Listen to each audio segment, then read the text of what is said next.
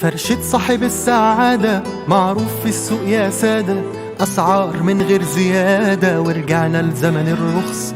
أنا مش ببيع غناوة، في فصال وفيه نقاوة، مين قدك في الغلاوة؟ افتح شنطك ورص. بص بص بص، مين قالك تشتري؟ قرب حمل ورص، لا من شاف ولا من دري. وده بص بص بص، مين قالك تشتري؟ قرب حمل ورص، ولا من شاف ولا من دري. خد مني حتة حتة، شيل ابو 60 ب6، او حتى خلي عنك لاجل عيونك يا بص.